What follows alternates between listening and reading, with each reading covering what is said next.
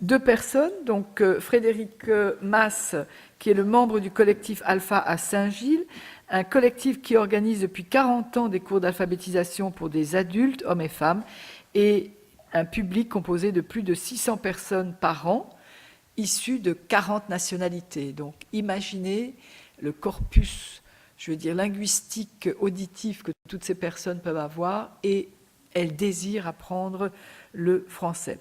Et Fabien Masson, qui est conseiller pédagogique et coordinateur du projet TIC FSE, encore un projet européen, au sein de la cellule Alphatic depuis 2014 pour lire et écrire Bruxelles.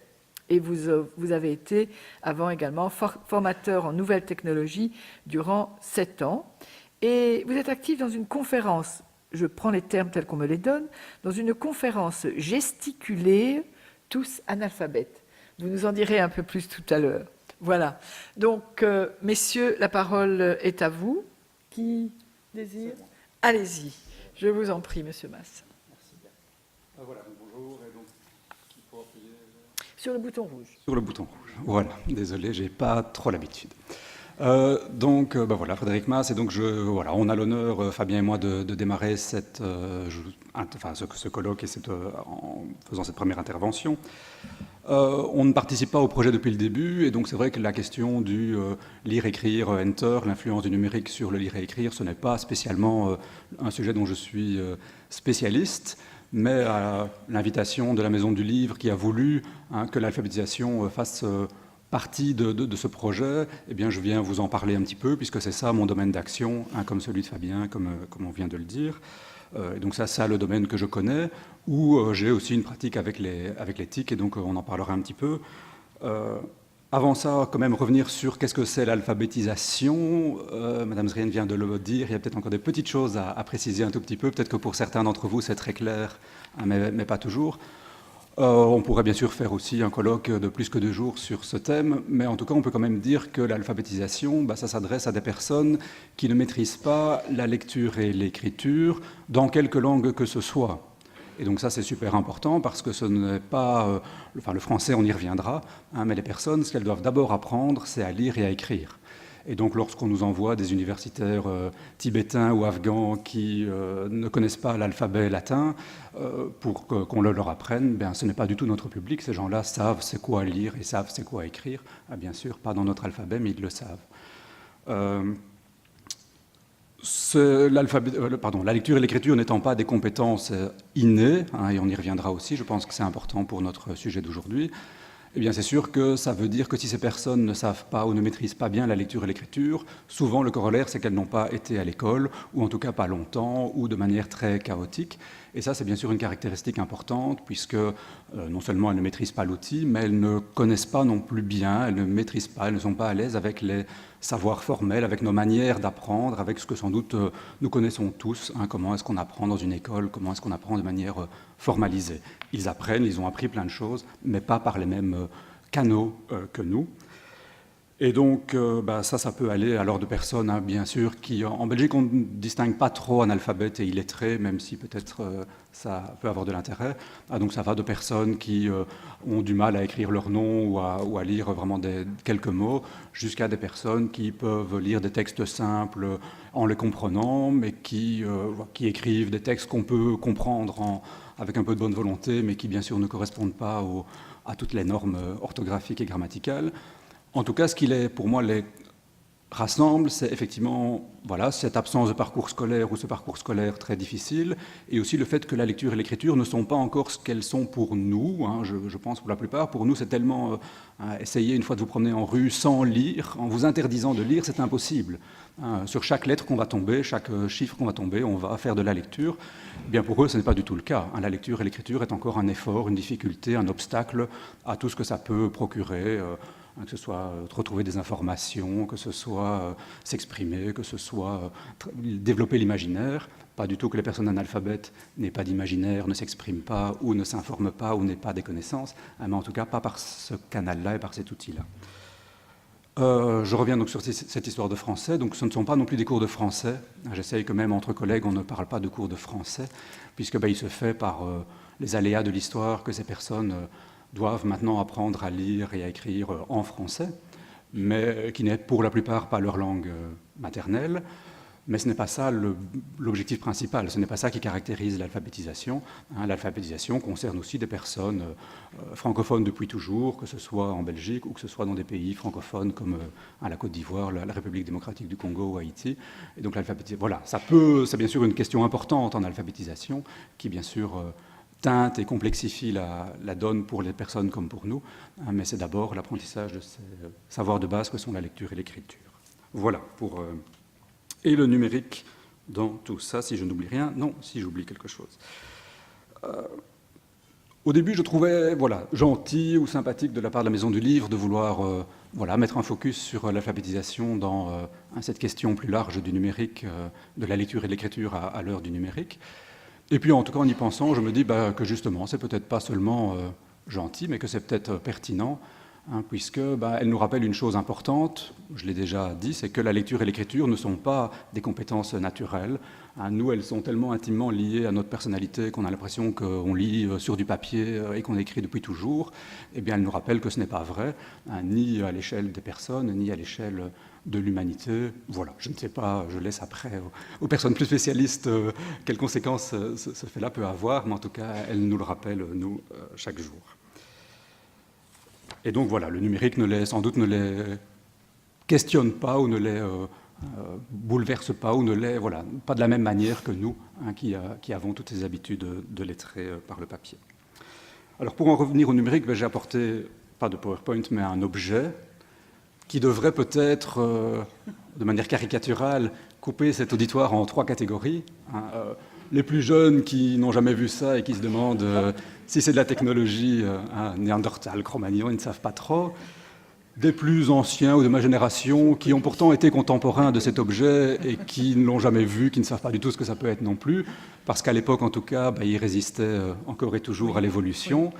Et puis d'autres personnes de ma génération ou un peu plus âgées qui sont nés sans ordinateur à la maison et puis qui ont vu les ordinateurs arriver et qui ont suivi cette évolution avec plus ou moins d'intérêt, de passion pour certains. Je fais plutôt partie de la 3e catégorie, donc, avec de l'intérêt, pas de la passion, mais de l'intérêt. Mais pourquoi je fais cette distinction ? Parce qu'à nouveau, de manière un peu caricaturale, ça donne des positionnements différents par rapport à cette question. Et donc, quand je rencontre des plus jeunes, quand je donne un cours sur l'utilisation des technologies en alpha, et que je leur demande à la première séance quelles seraient les bonnes raisons de faire de l'informatique en alphabétisation et quelles seraient les bonnes raisons de ne pas en faire, eh bien, une série de gens n'ont pas de problème pour la première question, ou parfois ils ont du mal à développer, mais ils se disent oui, non, aujourd'hui en 2015 c'est obligé, les gens ils ont besoin, il y en a partout, mais une fois qu'il faut se poser des questions, quelles seraient les bonnes raisons de ne pas faire d'informatique en alpha, là ils sont vraiment très très perplexes, ils ne pensent même pas qu'on puisse se poser la question. Dans la 2e catégorie, donc ces anciens résistants, je vais juste prendre un petit exemple, c'est pas mal de mes collègues que je retrouve là. Alors depuis, les choses bougent, mais il y a 3-4 ans encore, je me souviens d'un échange, on travaillait entre collègues sur l'espace et le temps, avec les apprenants, comment travailler ça, et une collègue maintenait qu'elle trouvait essentiel, encore en 2010, de travailler le guide de Rook, que tout le monde connaît sans doute encore, pour retrouver son chemin, trouver une adresse. Et donc, vous souvenez comment ça fonctionne. Il faut aller au bout, il y a un index ou devant, un index des rues par ordre alphabétique. Alors, pensez au public auquel on s'adresse. L'ordre alphabétique, c'est déjà quelque chose. Et puis, il faut suivre bien la ligne sans se tromper. Et on arrive sur des codes numériques avec des lettres majuscules, minuscules. Et puis, il faut retrouver une page, il faut comprendre comment ça fonctionne. Et puis, on retrouve... En lisant, peut-être qu'on arrive à déchiffrer le nom de la rue, et quand on a le nom de la rue, on n'est encore nulle part, parce qu'on ne sait toujours pas comment s'y rendre, il faut encore passer une... Voilà. Peut-être que ça développe des compétences intellectuelles, ça à nouveau, c'est pas moi, je ne suis pas spécialiste, importante, mais en tout cas, si l'objectif est de se déplacer de manière pratique, pour le public auquel on s'adresse, personnellement, je pense que le GPS ou Google Maps sont bien plus efficaces, ce qui l'a énervé. Mais donc pourtant, donc en tout cas, on arrive avec le public et le numérique en se disant que sans doute cet outil, en tout cas c'était le grand espoir, puisque, donc je vous dis, j'ai un peu suivi cette évolution depuis les années 92, 95, 92, 95, et donc je ne vais pas refaire tout le résumé, mais c'est dans un article qui est dans cette dans ce journal de l'Alpha. En tout cas, en 95-96, on avait beaucoup d'espoir dans le numérique, dans le multimédia, les images, le son, etc. Ça allait sans doute apporter plein de choses très intéressantes, y compris pour notre public, puisque justement la lecture est un obstacle, donc le son, l'image, voilà des nouvelles possibilités. Et en tout cas, pour moi, de ma petite expérience, Google Maps peut-être bien est un de ces outils. Je vous dis, je ne suis pas un grand spécialiste, donc il y a peut-être des gros défauts qu'on va me sortir, mais qui rapprochent en tout cas les personnes non scolarisées de leurs pratiques habituelles, qui sont, je tape seulement un nom, et puis il me montre directement un endroit, je peux l'agrandir, je peux le voir en photo, je peux repérer les petits signes des transports en commun qui approchent. Ah oui, le tram 4, je connais, il passe par là. Ah oui, c'est quoi le nom de l'arrêt? Je clique, j'ai un nom. Ok, avec ça, je vais demander à quelqu'un, je prends le tram, je demande au chauffeur et j'y arrive.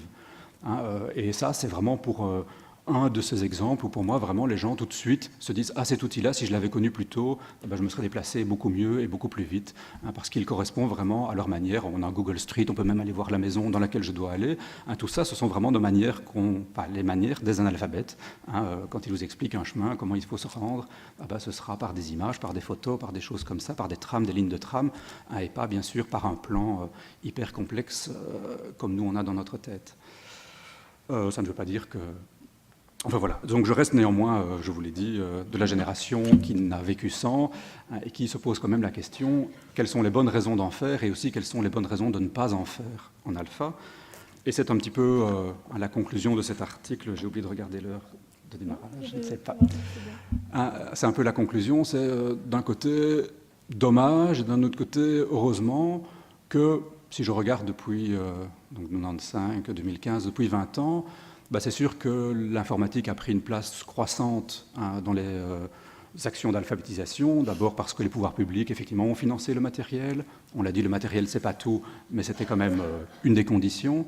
Parce que les formateurs s'y sont mis eux-mêmes dans leur vie personnelle, ont commencé à l'utiliser, donc ils sont plus à l'aise avec l'outil et plus empreints de l'utiliser avec le public. Mais on ne peut pas dire qu'en tout cas en alpha, les méthodes pédagogiques ou les processus pédagogiques aient vraiment été transformés.